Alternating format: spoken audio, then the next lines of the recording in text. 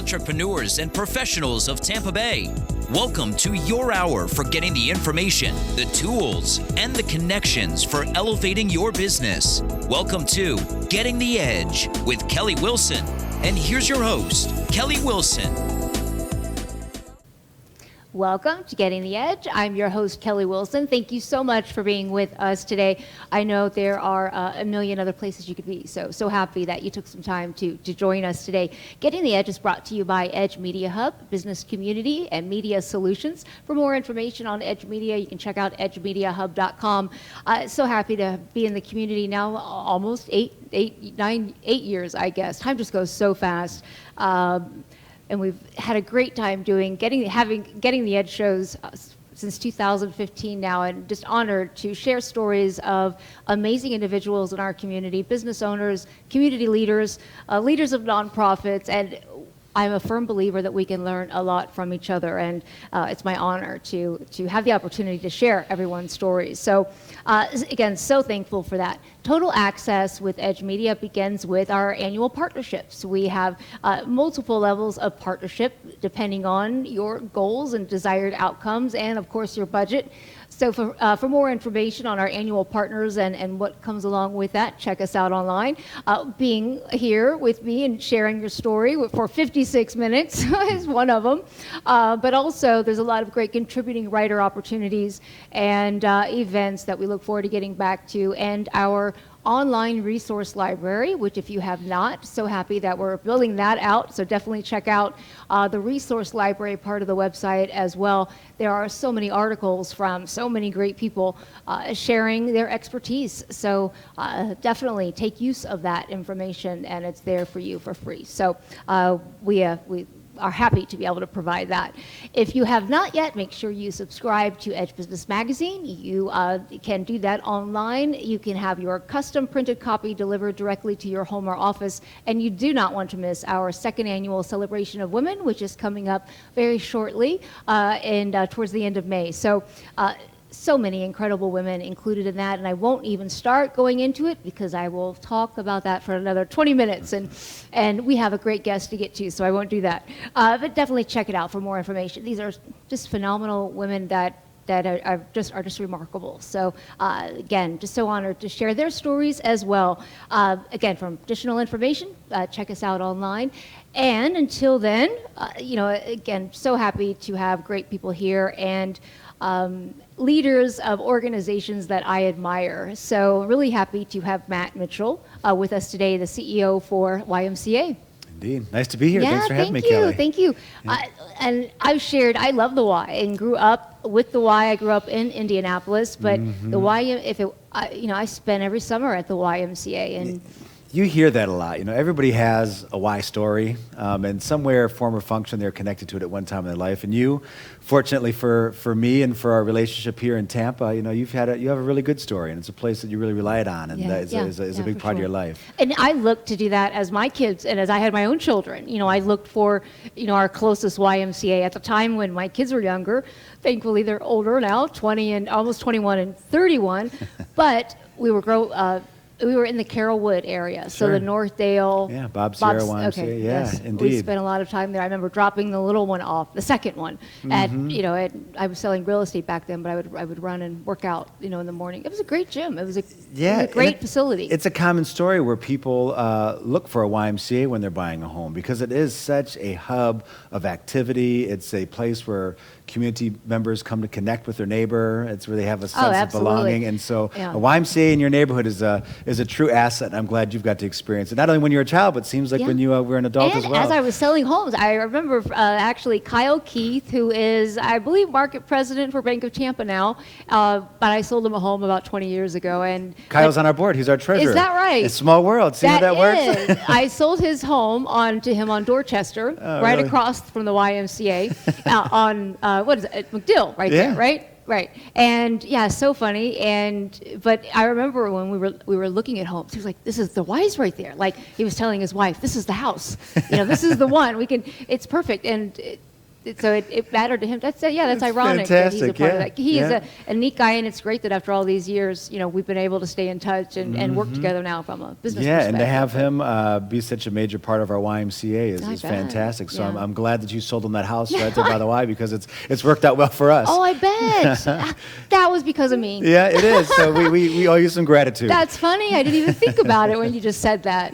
It was a great selling feature for the house. As realtors, you're always looking for, the selling points of the area or the schools. The schools in South Tampa were. And that's a great neighborhood easy right to- there, yeah, because you yes. walk out your front door and you go one way, the YMCA is right there. You go the other way, and Bay Shore Boulevard's right there. Yes. So you have kind of the best of Yeah. the outdoor environment and indoor environment. if Yeah, you so I wish. was happy to hear for them that they had just sold and moved, but they had a great time there. Yeah. And it was great that So you're welcome. Indeed, I owe you.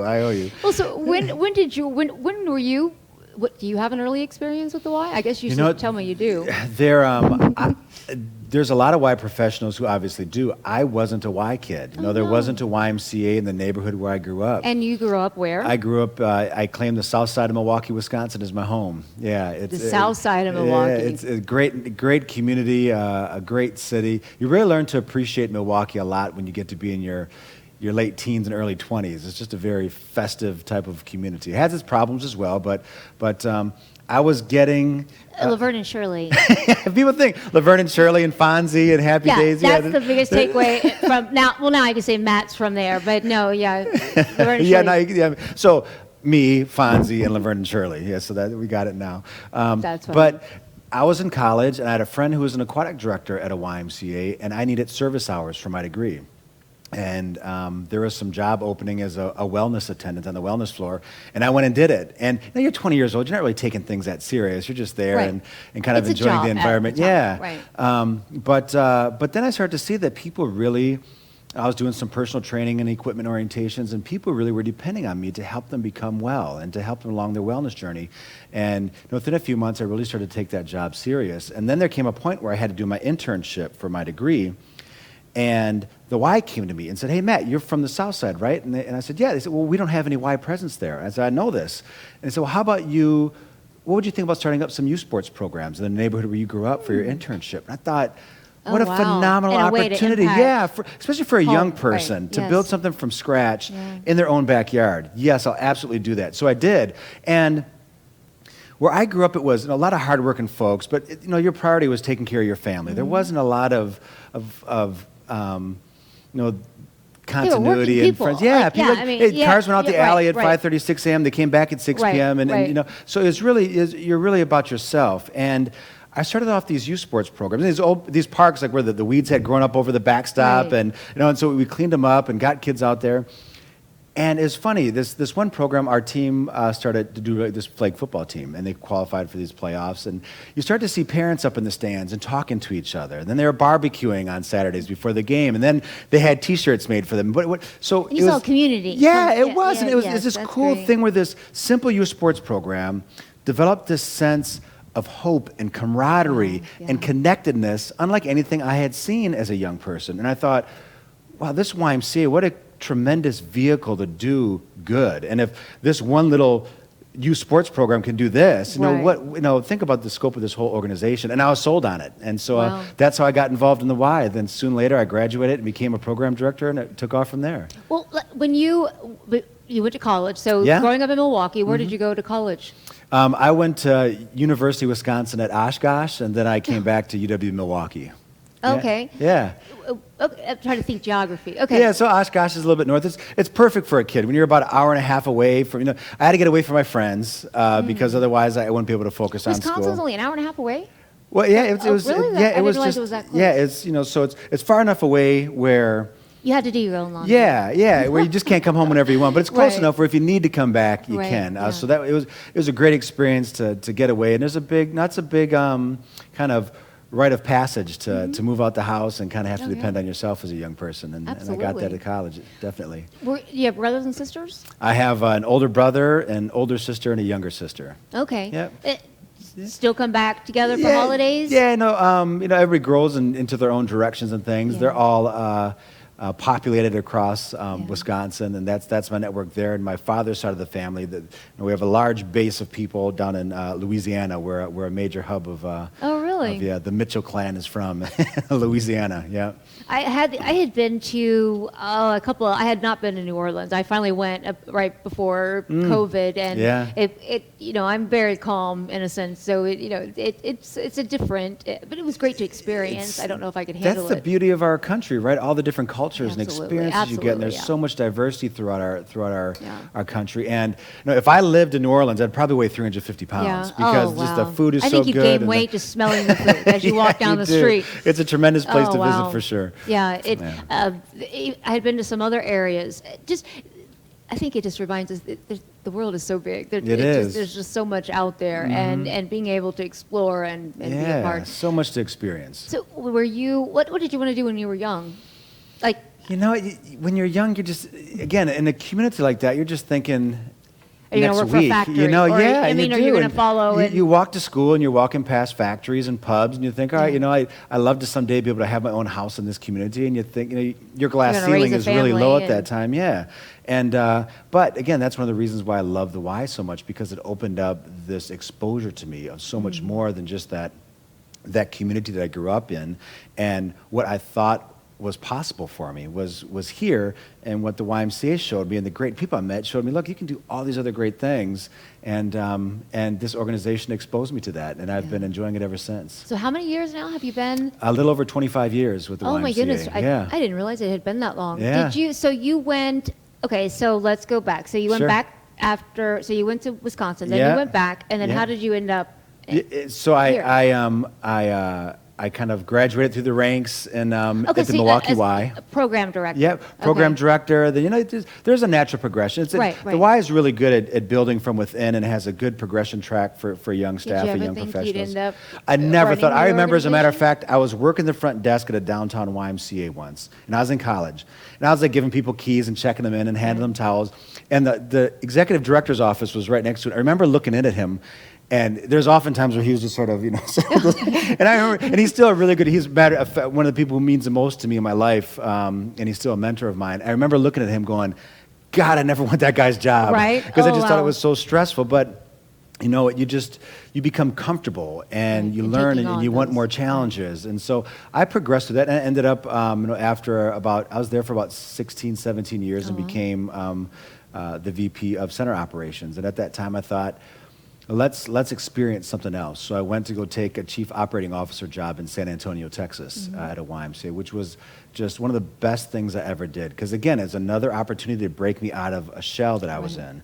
And I wanted to go to San Antonio, one, because it's a great city. You gain a lot of weight there, too. You can if you're not careful. But I didn't have any family there. I didn't have any friends there. I didn't have any colleagues who worked there. It was just my safety net that you have in your own hometown is gone. And I just wanted to say, hey, Matt, can you be successful without all those personal connections, and without all those without being in your comfort zone and stepping out of all that? And packed up and moved to San Antonio. And like I said, I met some great people, some dear friends that I love very, very much, and it was just a tremendous experience. It prepared me to 6 years after I was there to come to Tampa and take the CEO job here. Yeah. Which is another.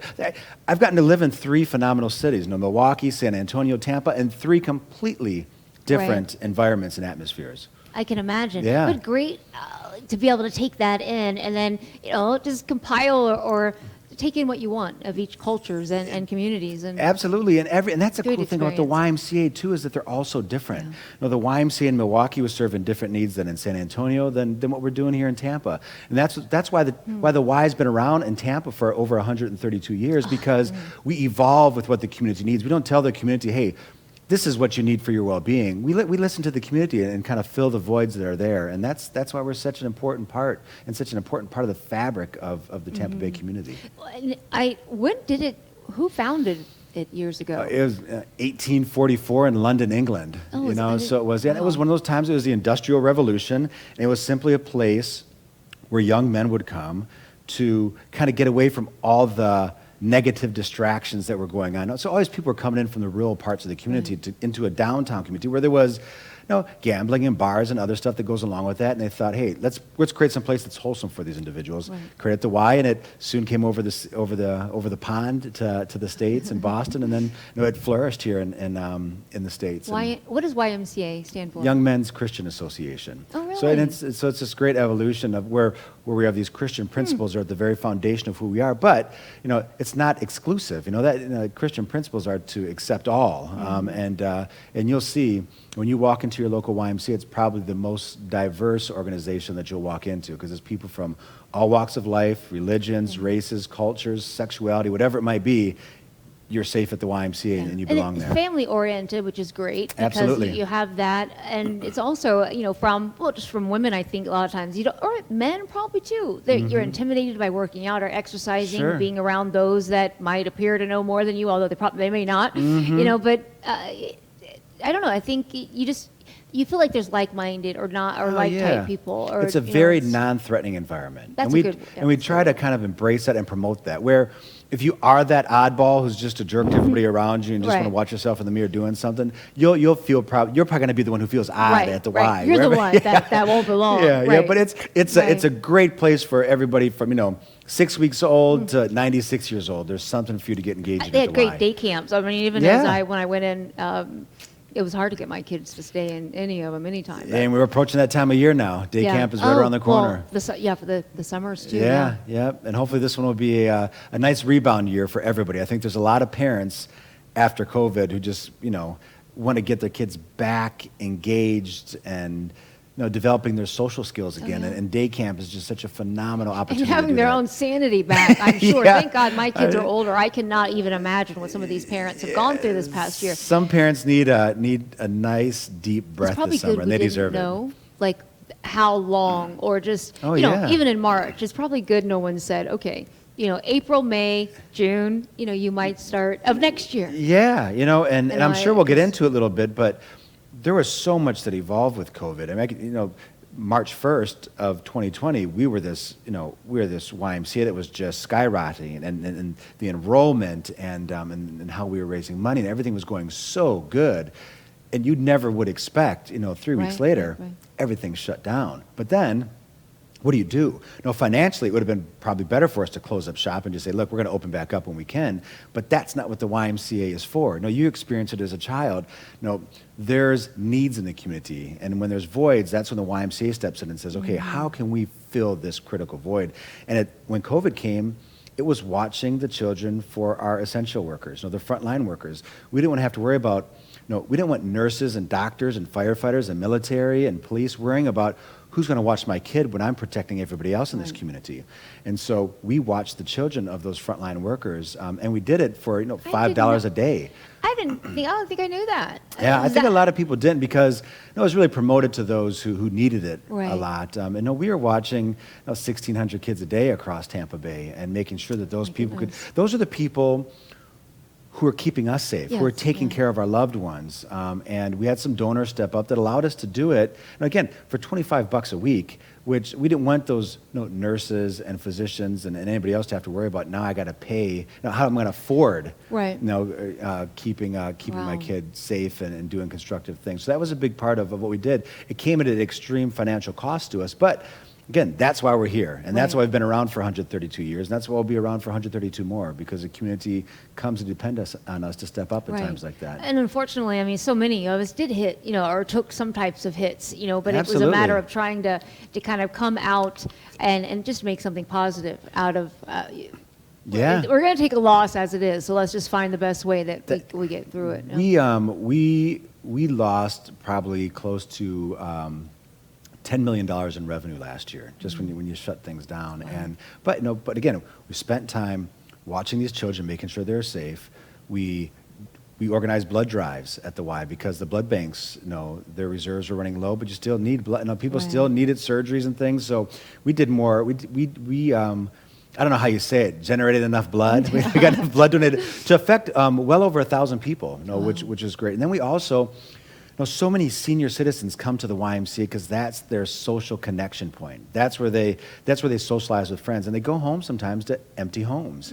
And can you imagine they don't have that YMCA there then? They don't have their connection point. So our staff were calling seniors, just saying, hey, how are you doing? Just trying to do whatever we could to prevent social isolation, and that went really well. Yeah, I don't think we realize all of the different people affected, and Oh, yeah. all of the, yeah.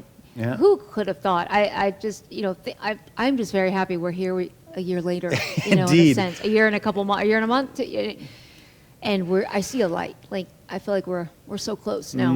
But Yeah. Yep. Lots of we learned a lot about ourselves through all this, right? And hopefully we're better for it, and the generation after us is better for it too. absolutely. Well, we definitely know this is possible, right? I mean, I was a germ fanatic before. So this has really sent me into overdrive. Tell me about it. I'm the same way. Yeah, Yeah. I don't think you will ever look at things the same. But, again, I always try to take the good with the bad. And I try to take the time to focus on me and work on things that need to be done and working on business and restructuring and just trying to pivot as you need to. And we're all trying to figure out, okay, how do we keep moving forward? And, because we all have our game plans. We're all on our paths of doing what we do. And then things just stop. It's amazing what you find out about yourself and how resilient you are when something like that happens. When you already have too much going on, and then you have a distraction, like a pandemic thrown at you, and now a pandemic, and right. then you have then I mean it just changes everything. Then also you look at some of your problems, and you go, okay. It puts things in perspective a little bit. It allows you to really look at yourself and say, okay, what's really important right now, and as individuals and as businesses, and that's especially how it as you went hear down. all the cases of the death and just Oh, the families that are horrible. losing their loved ones And not being able to see them, and not being able to have closure because you can't have funerals. it There's a just whole bunch of almost seems stuff. surreal. Like Yeah. it's just a big dream we're gonna wake up from, right? Hopefully soon. I was watching, which I limit how much I watch, like the world news or anything anymore. But I think they were just talking about the latest COVID cases, and I just couldn't believe it was almost 3 million worldwide, I think. Oh yeah, at least sure, yep. I mean, we were over 1 million, I think, just and in just the United States. the amount of people who passed away in our country, and there's some discussion and debate about what all those deaths are really attributed to, but it's there's no doubt that it affected us, and it really, it created a stress on who we are and who we love, and again putting things in perspective. It absolutely does. And it's funny when you think about everybody working from home, right? And then taking care of the kids as well. And then just, it does really kind of shines the light on what's important and what's not important. And, there was a lot of joking too, just about all the couples now stuck together, and it's just funny. But again, it's almost like but life will never, hopefully, be that way again, No, right? yeah. So it's like, just go with it and make the best of it and take use of this time that Hopefully we're smart enough to evolve, right? Right. And learn from it, and you don't want to have a family member dying from cancer and you can't go see them in a hospital because of COVID, and things. And there's just a lot of things that people had to juggle and make do with, and made life very, very tough. Yeah. Yeah. And it is just, and we don't know even half of it probably, No, and just things that indeed. have happened.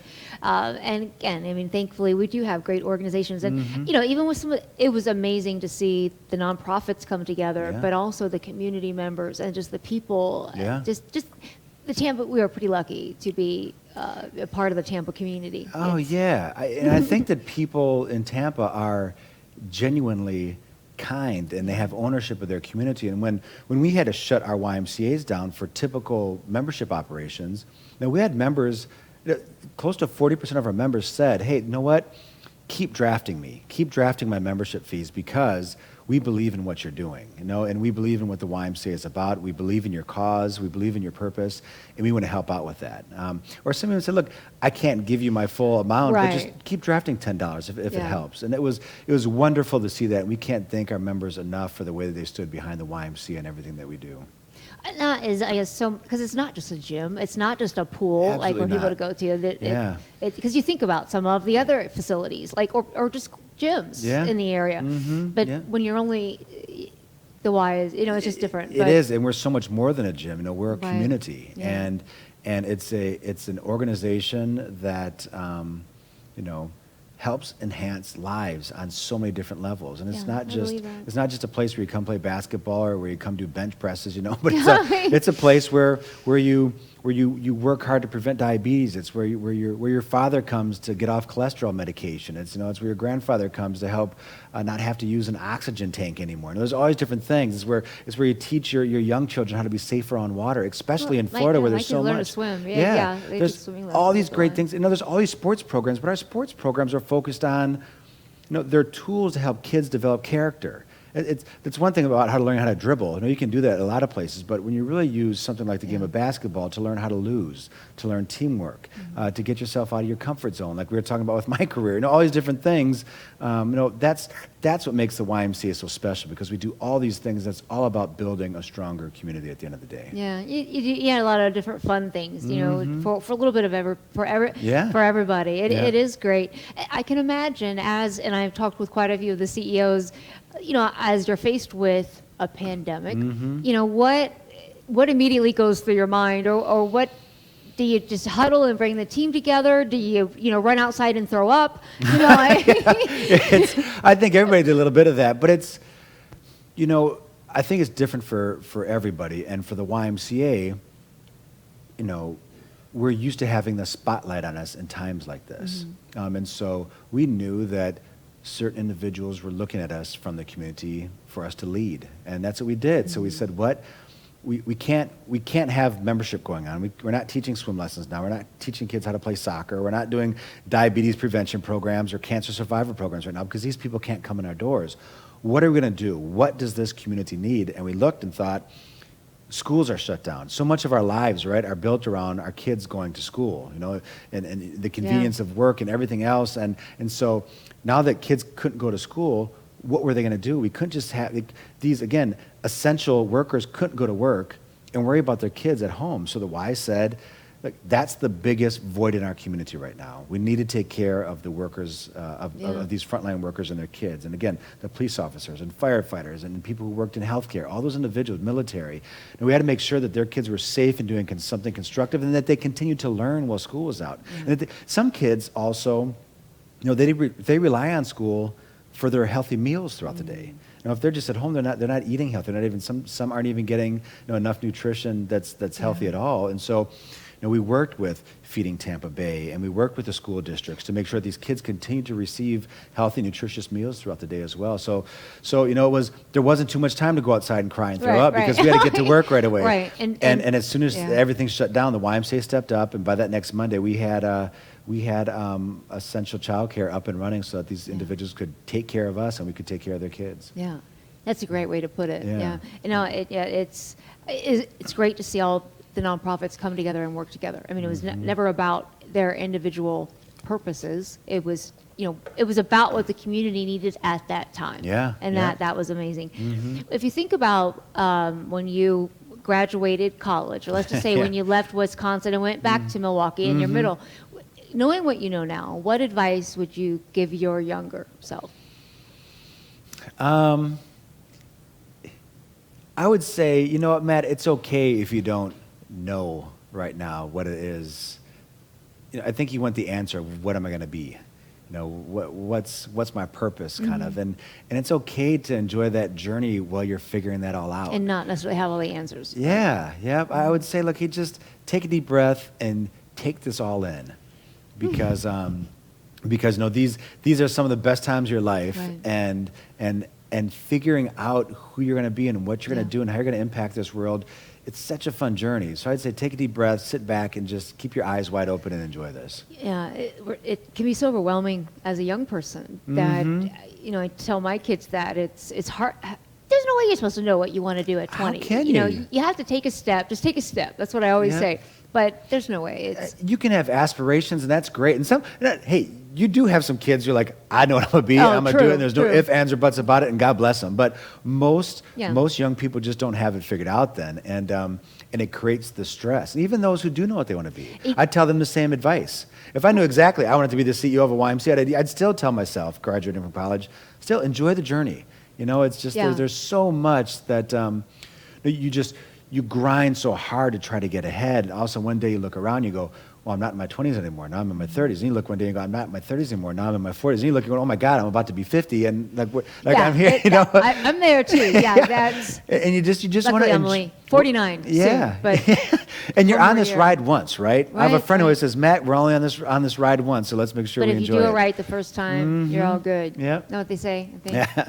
Yeah. No, if not, we said it now. Right. But yeah, it's hard to have all the answers. We were talking earlier on the show. It's, at 18, I knew everything. Oh, sure. And now I know nothing. The more I learn, the more I don't know. And Sure. I've become this crazy sponge for knowledge. But it'd be great knowing a little bit of what we know now than to give it. But I don't know, would that make any difference? If we were like, what is it, Back to the Future? And Matt from the future appeared around the corner, would we listen to what he says, or would we just think, I guarantee we would not listen Probably to not, what he says. Absolutely not. Yeah, we would think we had all the answers and were superior in some way.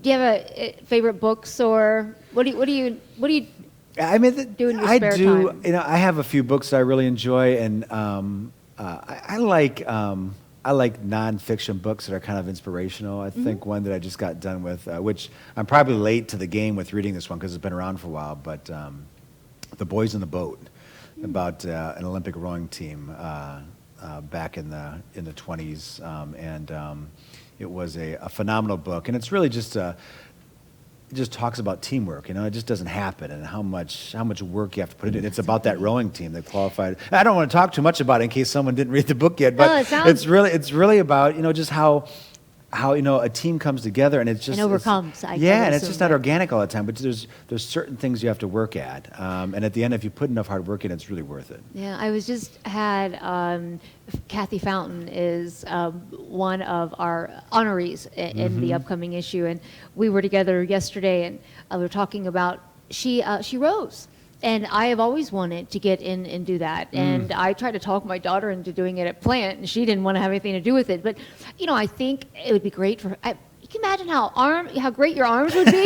And I just think the peace, and the teamwork, and, I'm all into meditation and things now. I just think it'd be great. So, all right, sign me up. Let me try it. I just want to try it, although it's like really early in the morning or late in the evenings. But it just looks tranquil. It does, especially when they talk about the lessons that people learn and just what a transformational it is for these young people. And that's why Kathy was saying that her and these ladies have this, because they saw what it did for the kids. They were what are we missing? I think rowing is something that really teaches you. It's not about how hard you're working at the time. It's about, how well you're working together. And that crew that's working together very well will outpace, any crew, even, twice their physical size and capacity. If they're not working together, it doesn't matter in rowing. And that's one of the beautiful things about rowing.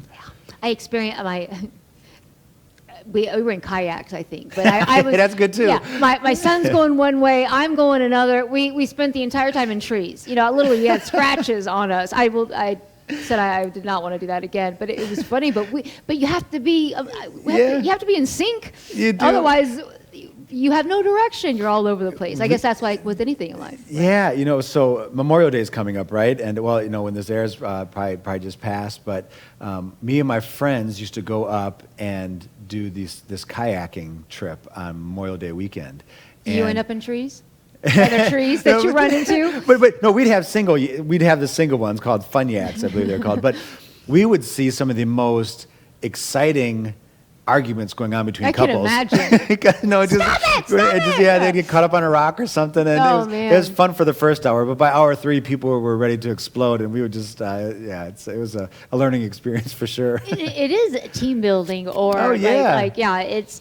I enjoy being by the University of Tampa or downtown, and you see the rowers going through. We were doing a photo shoot at the Tampa Garden Club at Davis Islands, and the row, just peaceful. I don't know. There's something about it. So I've always had this desire to do it, and then I saw that she did. I said, okay, well now I finally know someone that can. It's just, I think it's that when you view something so effortlessly, it appears effortless, like kind of gliding through the water like that. It just kind of brings some calmness to you. Yeah, it's interesting how you have the one person that just shouts, right? I don't know much about it at all. But all I know is one person that shouts, and then otherwise the others just row. I don't know, but it'll be interesting. I look forward to it. We'll see. But again, something I've always wanted to do, and life is short, right? And we got to take advantage of these opportunities and get out and. Plus, I have to get out and stop reading some of it and just. I had a peaceful night last night. My daughter stayed away, and it was like you almost want to get out and do something. We thought about visiting my son and his family, and I thought, but it's quiet. Like, there's nobody here. Let me enjoy I'm just going to grab a book, and then of course I think about all the things I should be doing. But like no, I've done my best today. I'm going to take an hour and read. I'm pretty nice to myself anymore. One of the advantages of getting older, I think, and. Somewhat wiser as you age. That rare serenity. Sometimes you got to enjoy that when it's there. Yeah, I definitely enjoy it for sure. But I enjoy obviously the family and having people around too. Absolutely. But at the same time, it's nice to be able to read a book and just take it all in. Do you have a favorite quote? I got a couple. I love quotes. Yeah, one of my favorite ones is always. Everyone's got a plan until they get punched in the face, because it's so true. I mean, it's life almost on a weekly basis, and it's just all about. It really is all about just how you respond to turmoil. Well, that's what they say. 90% of life is 10% what happens to you, and 90% how you react. Yeah, sure, and it's very, very true. And it's rare. Like, so you see a lot of quotes throughout your life, and I remember that one always stuck with me. And I saw it when I was. A lot younger, and it's always just sort of stuck with me. It's always made a ton of sense to me. But yeah, that's. It's interesting so why true. Sometimes some of those that stand out to us that we hear earlier. I think it probably has something to do with part of our path or purpose that we may not even have identified yet. Yeah. But if we're in tune to something and something catches our eye, then there's got to be something to it that might mean something in the future. I don't know, but I remember watching a Criminal Minds episode once. This is like 20 years ago, I don't know, a long time, and just something that I don't know why it meant so much then, but I do now. I get it. So it's interesting how I would try to say it, but I messed it up every time I say it on the show. I should have it in my notebook. Yeah, no, I know. I hear what you're saying. But it's Benjamin Disraeli. It's not. Don't just share your riches, but reveal to him his own. I forget the beginning, but it makes sense. You don't just give money away, and you just work with people and show them their own strengths. I guess is how I took it. So absolutely. Yeah, just don't be so proud about yourself. Let's bring out the best in others. Right. Help them find their way. Give them the tools or a push or whatever they might need, like for their own. I have to come up with the beginning of that quote because it's not good that I don't know it. Okay, I'm going to find it in a minute. So what's next for Matt? Like, what yet do you want to do? What are your plans for the future? We have so much to do here in Tampa yet. So not even something you can even. I've planted for quite a while. I've been in Tampa for 3.5 years now, and there's so much yet to do that I haven't thought beyond Tampa whatsoever. And there's so much going on. Years, huh? It seems like you've been here longer than that. It's funny when you move. Sometimes it feels like you've been here 6 months. Sometimes it feels like it's been 10 years. It's a unique experience. But and that's weird. Not that I've even known you for 6 years. I'm just saying. It just seems like you've been here. I don't know. Like seem like you seem like Tampa. Like you've been around. I appreciate that. I think that's because Tampa's such a melting pot of people, right? And people come here from all over the country, especially the Midwest, where we're from, and so it's familiar to us. But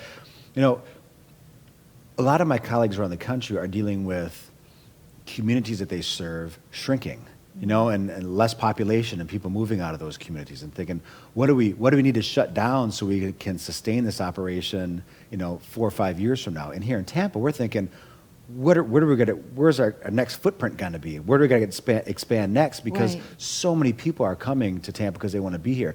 It is a exciting time to live in Tampa Bay. Absolutely. There's so much development going on, so much innovation, so many people that are excited about it.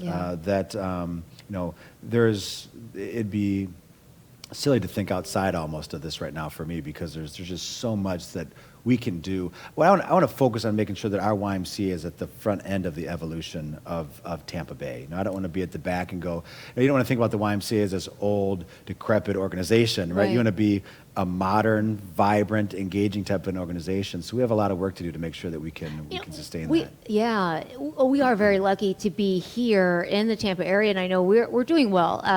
Florida overall, as far as COVID and us recovering, but again, when I allow myself to kind of watch what's going on, they are still struggling, it seems, in other areas of the country. Oh, yeah. As you deal then with other YMCA, it must be so hard. Well, just trying to evaluate what's best for each. Absolutely. We're community. The organization is extremely inbred. We talk a lot and share a lot, and when someone does something that's really successful that we can standardize and duplicate here, we do it because we're really sincere about making sure that we're offering the best opportunity for our communities to thrive. And there's we had an event the other night, and the governor came, and I thanked him for allowing us to operate. And no matter what your political affiliation is, right?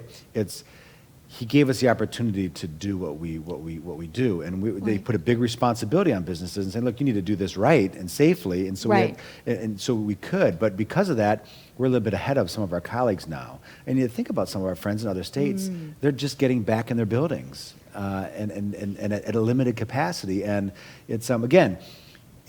Thank goodness we aren't the ones who have to make those because they're tough decisions. Right. So you're weighing, getting things moving again versus potential health of individuals. So if we're going to get that responsibility to allow people into our buildings, we better be dang well sure that we're doing it in a way that is safe and responsible for the rest of the community. So we had to put a lot of restrictions and a lot of precaution to make sure we're doing the best that we could to make sure people could stay healthy. And and we didn't necessarily have all the answers. I mean, it just, nobody had really dealt with any of this before. So we're all kind of learning as we go, which can, make sense for just some of the back and forth and just, I mean, as a world, we're trying to figure this out. We're still learning about it. If you remember at first, people didn't think that kids could get COVID. Right. And then, so we had these kids in our buildings when we were watching them while their parents were at work. And then, wait, kids are the carriers of it. No, then they thought the kids were the culprits. And we're like, okay, let's put all these kids. But it wasn't even weekly. It was daily.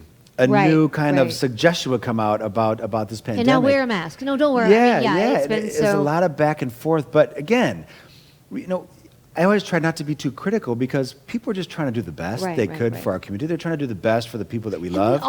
None of us has all the answers. No, I mean, nobody. Together we can try to come up with some solutions and strategies, but who's to say those are right? Exactly. You try to look from you just have to roll with it and make the best decisions and be responsible as possible and try to protect your neighbor and the people that you care about. And we try to act that way. And I think that collectively, we did a really good job, and Tampa as a whole did a really good job at making good, safe, and appropriate, logical decisions. Yeah, it looks like. I mean, again, just from a government or from the more of a federal, and then even I guess state, but also the local. They all. I mean, everyone did what we thought they.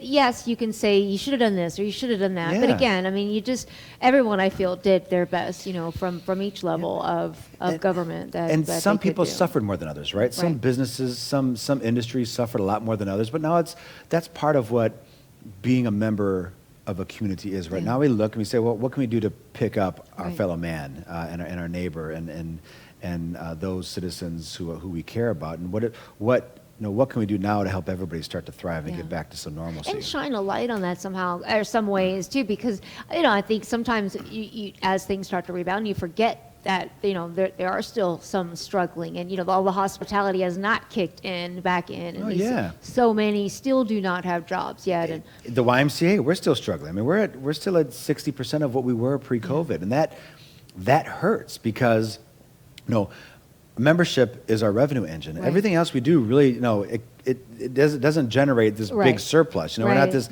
No one's sitting here getting rich at the YMCA.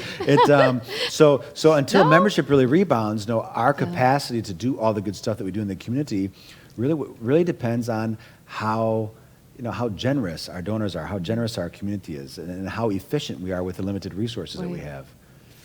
thankfully, that it does seem like the community has been generous. And like you'd mentioned, feeding Tampa Bay and just some of those organizations. It's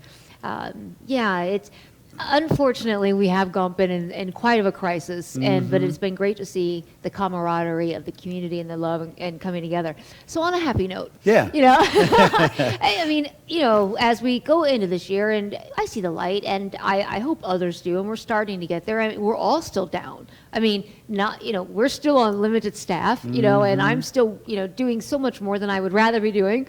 Yeah. But we all have had to make adjustments, but it's temporary. And that's what I tell everyone. And as Moaz Lamayam would say, as long as you make the decisions to make sure you're on the winning team, he always says you want to be on the winning side of this. There is going to be a new normal. I get it. Things do change. But just it's all about how we can benefit the other. I think if we focus on that and focus on other people, we're fine. And how we can work together. Yeah. There's just so much divisiveness over the past. So we had the pandemic, we had everything else with the political climate, and I think we're all just kind of going, okay, how can we move forward together and ensure that everybody is well and taken care of? Humanity overall, I feel, is like crippled right now with all of the hatred and just, it's unfortunate, but it's. I was going to say something else too. I hate when I forget what I'm going to say. I had a good point. Yeah, you said something. No, I'm kidding. It'll come back to me in a minute. But I wonder what it was. I don't remember now. It'll come, I'm sure. Yeah. You think about it in 5 minutes, or you think about like tonight at 7:30 when it doesn't matter anymore. Right. I don't remember now what I was going to say. But going back to the government, I was trying to think where we were before them. Probably better we pass on that anyhow, right? Yeah. Let's just. Again, it's focusing on the positive and looking forward to the future. Yeah. We were talking about being down but it's only temporary, and just keep, our 1 foot forward, and we'll get there. And, I think I've remembered it maybe. One of my favorite quotes is Henry Ford: "If we're all moving forward together, then success takes care of itself." And that has been our forefront, one of our kind of mantras in a sense, because that's really why Edge was here. My whole idea was that if we all work together, even with like-type businesses, if we focus on our specialties and our niches, we can still promote each other and all work together. Absolutely. And isn't that a beautiful thing? Absolutely.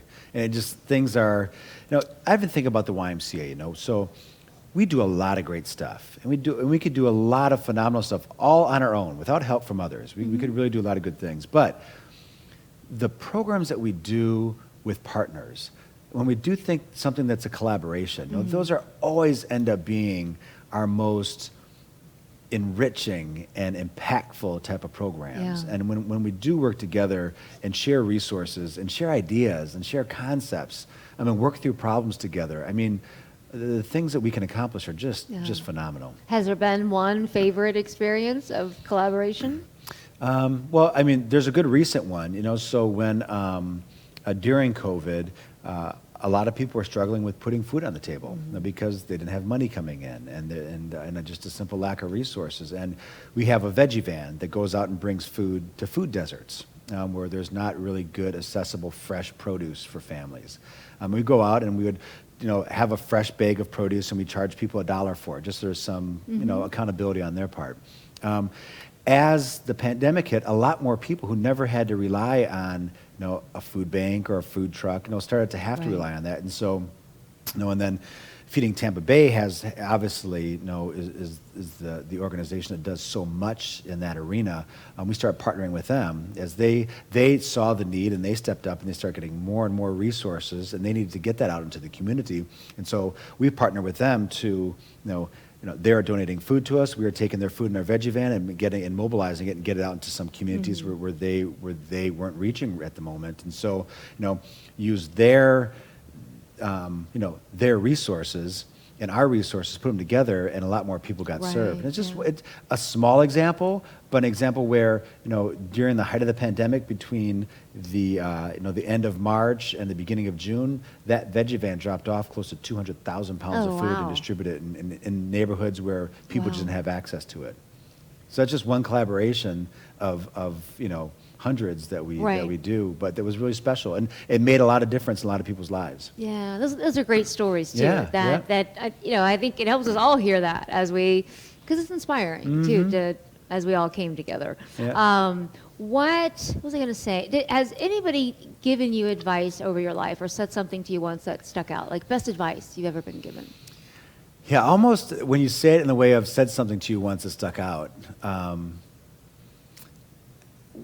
I had a board member once who, a very successful business, extremely successful business, international business, and great individual, kind of raw, which was fun, but we were doing some strategic planning, and he meant, it was a time of frustration in my life too, but he said, execution trumps strategy every time. And it was because we were caught up on this plan, and trying to get everything on paper and how pretty it was going to look and all these different things, but and it was so, and I feel that way. Sometimes we find ourselves around people who just like to strategize and plan, but never really get going. And I've almost been on the opposite side of it, so I need some of those people to balance me out sometimes. So I always just like to think of something, and if there's a concept, well, yeah, let's just try it. Let's just see what happens and get moving. And it's so frustrating when you just sit and just strategize and kind of that ready set kind of a scenario. And you keep hesitating, perhaps. Yeah. Like, oh, maybe it's not just right. Maybe it's not. We don't have it quite right yet. Just do it. Yeah, just try something. Yeah. And I think about that all the time and find comfort in it, that hey, here's this individual that is so extremely successful that feels that same way, that look, hey, having a plan is important, it is, but you can't live your entire time, you can't, as a professional, just planning and not ever doing anything about it. And it's interesting as you do have to execute at some point. I feel like, because I think sometimes, especially when we're ADD a little, but because I even thought, am I too, because it is hard, like even with a magazine, if you put a magazine together, I will look over this thing a million times before it goes, but there's some point it just has to go. But for many and often, people cannot deliver just because it cripples them almost, that they can't execute. And they never, there's a couple, I guess, associates or friends that I think on. I was thinking about him the other day, and I had talked to him, and I thought, I literally think for 10 years they've been working on, I know exactly what you're saying. I even thought about maybe bringing him on, the show, but I'm like, what does he do? I'm trying to think, did he ever launch anything? Does he have a product? I don't think he's done anything. Yeah. He's talked about it for 10 years, but what does he do? But it's, I don't know that. Yeah. And it's, again, you need those people too, right? To kind of, to help think big picture, and it's absolutely necessary to think about, hey, 5 years from now, what do we want to look like? You have to have those conversations, but also you have to be moving towards it. You just can't stop and wait till you figure it out before you get moving. There's things that you can be executing on that can serve people around you that are so important. That's one of the great things about entrepreneurship, I think. We jump out of planes and then look for the parachute as we're falling, or trying to fly, either one. Yeah. But you're never going to have all that's why when they always say in life, there's no perfect time. People plan to have kids, they plan lots of things. What is it? I love quotes. I do this all the time. Is it I think John Lennon, right? Life happens while you're busy planning it, or something like that. It makes sense. Yeah, and it does. It is important to have strategy and plan, I believe, but you also have to be willingness to change and pivot and listen to others. And because I think once we accept that we don't have all the answers, that helps because we do listen. I do talk a lot, but I've listened not to sometimes too. So, but yeah, it's, I don't know. Yeah. Do you enjoy writing? Writing? Yeah. Do you ever write? Do you my own kind of memoirs or something? Right. Or no, my writing comes in when I'm trying to communicate to our organization or to our movement. You try to be inspirational in those episodes, but I don't know if I feel that that there'd be really the demand for putting my thoughts on paper for people to to get after. Maybe someday, but yeah. Well, so what might people be surprised to know about you? What do you enjoy doing in your off time? You know what? I think I'm an open book. So I don't know if it much would surprise people, surprise about me, but I love trying new restaurants. I love experiencing new cuisine. I love golfing with my friends. That camaraderie that comes from that is just something that is humbling. It reminds you that you can't take yourself too serious. And it's good when you have a good group of friends who who feel the same way, Right, and you can just right. kind of enjoy the ride and not take And you don't yourself have to too be Matt, seriously. like the CEO. Yeah. You can take off that hat and just be Matt the friend. Because you know, that's and the especially golfer. as men, like we don't really mature mentally past the age of 17. Like, we're still that same person who just look a little bit different. But yeah, it's That's nice funny. to be able to to Yeah. enjoy life at that level. That's Yeah. great. Yeah. And I think it's important that you take that time. I'm not sure if we were talking about it earlier or was it recent, but just balance. Yeah. Learning to step away, or not learning, I guess, trying or realizing you should. I don't know, but Yeah, getting yeah. out and doing those things. Balance is so incredible important. Easier said than done, but yeah. Very much so. Yeah. It's really easy to give advice on that, right? I'm great at that. We Yeah. practicing and put it into our own, schedule and agenda is sometimes tough. Yeah, it is, but it is important. And I guess as we are unsuccessful and perhaps doing that, we just keep trying. Yep. And you just keep trying, and you just make it happen, and you just make it happen. Yeah. Yeah. Very true. What was I going to ask? We're out of time, so I don't want to go too deep with anything. But like, even as far as bringing teams together and building a staff, building Yeah. like, what do you look for in people? I enjoy people who compliment me. I have weaknesses, and putting people around me who help complement those weaknesses, who are strong in those. I like people who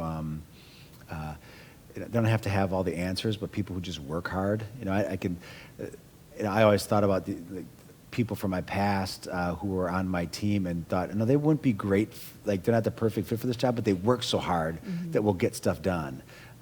That's really important. I like people who enjoy each other. Yeah. And just are happy overall. I Yeah, guess, yeah. it's just people who compliment each other and don't always need the spotlight themselves, but like to share it. Yeah. And Sounds like a kind of great like your team. quote too, right? Like your quote, like the people who like to bring the best out of other people. It's Yeah. not always just about them. That's one of the things about with my teams I want to ensure is that you hear a lot of people in the corporate world who are almost rooting for a colleague to fail sometimes. Yeah. And on my teams, I prefer if someone's failing, I want their colleague to look over, and the first thing they should say is, "Hey, How what can can I I help?" do to help you?" Yeah.